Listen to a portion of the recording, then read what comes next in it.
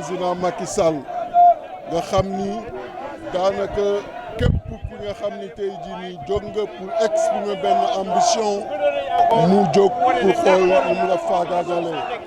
Et j'exprime une pensée fraternelle, une pensée sincère, une pensée amicale, une pensée démocratique à mon frère le président Ousmane Sonko bi nga xam ni tey le président Macky Sall mi ngi koy teg lu mu tegul fenn di demander à ce que mu libérer ko parce que nous tous nous nous inquiétons de sa santé très fragile nga xam ni ñëpp ñoo ngi koy wax na libérer Ousmane Sonko na libérer tous les détenus politiques parce que jot na tey ñu jublu ci élection yi libre, transparente, inclusive avec la participation de tous les leaders politiques dont le président Ousmane Sonko. Pardon?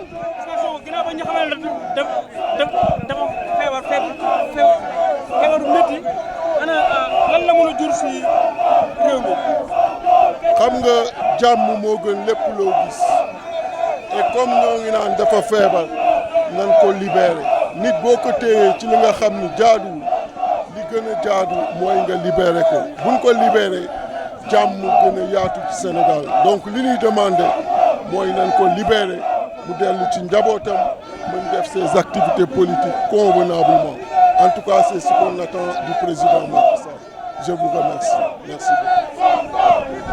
Ils doivent toujours être autorisés. Gis ngeen ni nit ñi marcher exprimer li nekk seen xol dans la paix et dans la cohésion. Il faut donc autorisation yi di continuer.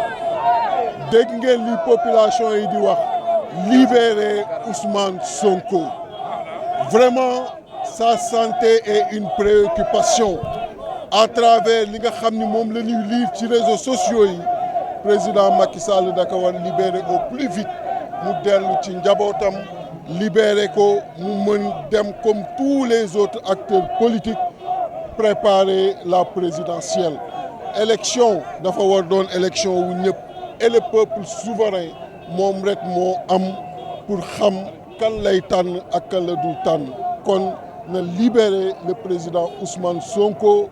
J'ai une pensée profonde, fraternelle, amicale, compte tenu des relations que vous connaissez yi nga xam ni moo dox suñu diggante à chaque fois ngeen ko doon gis sama wet ci ay manifestations kon naka président libéré bu ko defee mu mën dellu këram préparer élection yi en tout cas moom la que peuple bi di demander et yéen a gis seen bopp yéen a dégg ci seen nopp ñoom ñëpp di demander libérer Ousmane Sonko. Donc libérer Ousmane et libérer tous les autres détenus politiques. Merci beaucoup. Les mêmes principes démocratiques, les mêmes principes de la liberté et des droits de l'homme. Mais je crois que le peuple comprend très bien que cette division ne saurait s'installer au Sénégal. Ousmane Sonko est dans un cas critique. Ça a été révélé aujourd'hui, je ne sais pas, hier par la presse. Et il est le leader de l'opposition. Et un leader de l'opposition, on ne le traite pas de cette façon. C'est pour cela que le premier acte, c'est libérer Sonko et libérer Aliou Sané et libérer tous les détenus politiques.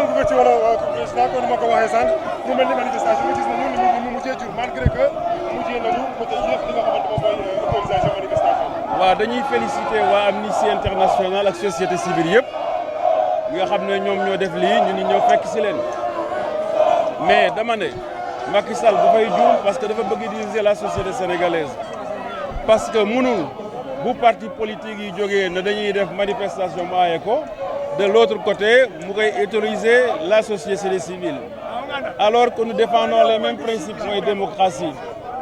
La démocratie du gâteau boo xam ne dañ koy partager en 4 parties ne lii laa bëgg du ma ko li ci des bëgguma ko ce n'est pas bon. Et aujourd'hui le cas d'Ousmane Sonko est le cas le plus patent.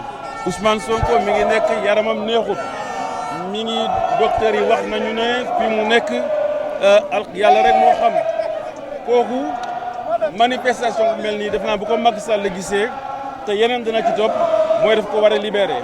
libérer Aliou Sané et tous les détenus politiques. Merci beaucoup. En tout cas, parce qu'ils exerçaient des droits constitutionnels. Aliou Sané, par exemple, ne faisait que manifester de façon pacifique. Il n'a ni jeté des pierres, ni brûlé de bus. Donc, il ne doit pas être en prison, il doit sortir. Et toutes les autres personnes qui, comme lui, sont en prison doivent sortir. Nous ne demandons pas à ce que les casseurs, ceux qui ont brûlé des bus, ceux qui ont tué, sortent de prison, mais ceux qui ne faisaient que manifester, ceux qui ne faisaient que dire leurs opinions, de façon pacifique, doivent être libérés immédiatement. Alors, il faut le dire encore une fois, vous défendez les droits humains. Nous défendons. Au Sénégal, on parle d'un peu de recul en ce qui concerne. Mais absolument, absolument. Lorsqu'on a 1 million de personnes en prison, on ne peut plus parler de respect des droits humains. Donc il faut libérer les détenus, il faut créer un climat propice, n'est-ce pas, à l'exercice des libertés. Les partis politiques qui font les tournées, il ne faut pas qu'on les bloque. Le parrainage fait partie du processus électoral. Pour recueillir des parrains, il faut faire des tournées.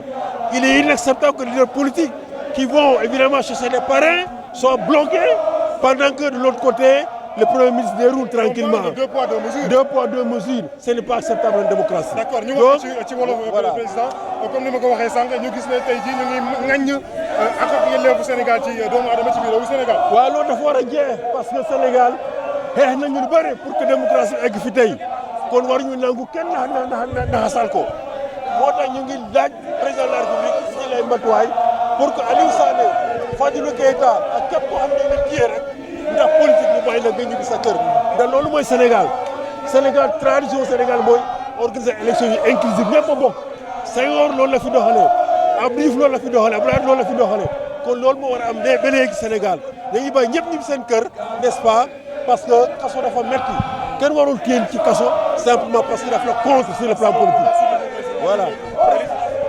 waaw ñu ngi lay fay baax ñu ngi lay waaw ñu ngi lay fay baax